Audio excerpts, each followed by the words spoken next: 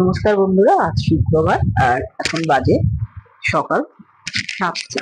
ছাদে গেছিলাম। ছাদে দেখো রজনীগন্ধা ফুল ফুটেছে আর প্রচন্ড বৃষ্টি হচ্ছে সকাল থেকেই। আজকে ছাদ থেকে কিছু ফুল তুলে আনার পরে আবার নিচে আসলাম। নিচে গেটের সামনে আমাদের একটা টগর গাছ আছে, গাছটাতে প্রচুর পরিমাণে ফুল ফোটে, দেখেই বুঝতে পারছো। ফুল তোলার পর চা খেলাম। চা খেয়ে বোন পুজো দিয়েছে। সকালবেলা পুজোটা ওই দেয়। রান্না বান্নার প্রস্তুতি শুরু করে দিলাম, সবজি কেটে নিলাম। মা যেহেতু অসুস্থ বেশ কিছুদিন ধরে, মানে জ্বর সর্দি কাশ, তাই রান্না বান্না বাজার হাট সবই আমাকেই করতে হচ্ছে। সবজিগুলো কেটে নিয়ে তাড়াতাড়ি করে রান্না বসাতে হবে। বোন খেয়ে অফিস যাবে, দাদাও কাজে বেরোবে।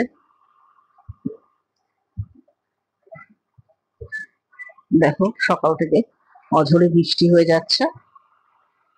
আমার সবজি কাটা কমপ্লিট।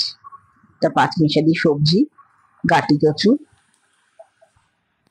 আর দাদার জন্য একটা ঝিঙে দিয়ে মাছের ঝোল করেছিলাম সকালবেলা, সকালে ভাত খাওয়ার জন্য।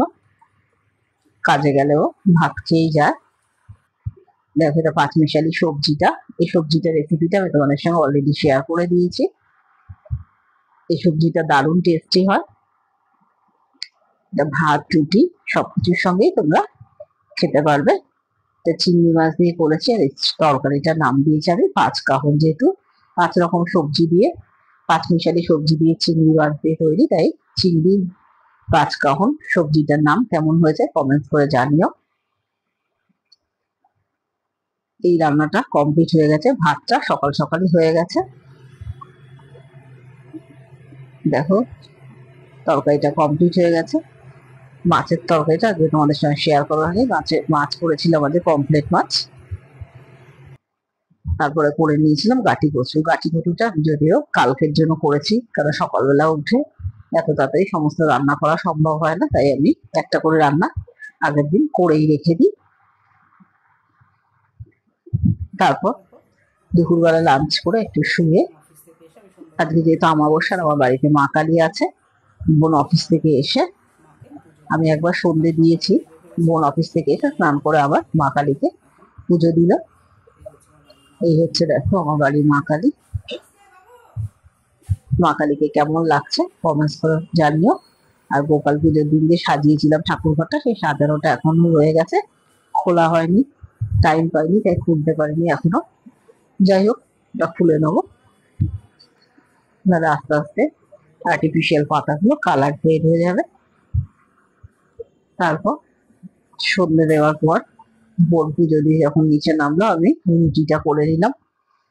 আজকে রুটি একদম কম হয়েছে, দাদা 3টে আর আমাদের দুজনে দুটো দুটো করে 7খানা রুটি করেছি মোটে। আর তরকারি সকালবেলায় করা ছিল। রুটি করে গ্যাস ট্যাস পরিষ্কার করে রান্নাঘর পরিষ্কার করে ভিডিওটা এডিট করতে বসলাম। আজকের এই মিনি ব্লগটা তোমাদের কেমন লাগলো কমেন্টস করে জানিও। যদি ভালো লাগে লাইক শেয়ার কমেন্টস করতে ভুলো না। তোমাদের সকলের সুস্থতা কামনা করে ব্লগটা আমি এখানেই শেষ করছি। তোমরা সবাই খুব খুব ভালো থেকো, সুস্থ থেকো। শুভরাত্রি বন্ধুরা। ভিডিওটা এখানেই শেষ করছি। Good bye. এই ব্লগটা কেমন লাগলো কমেন্টস করে জানাতে ভুলো না। কাল আবার নতুন একটা ব্লগ নিয়ে তোমাদের সঙ্গে হাজির হয়ে যাবো। ততক্ষণ যেন শুভরাত্রি।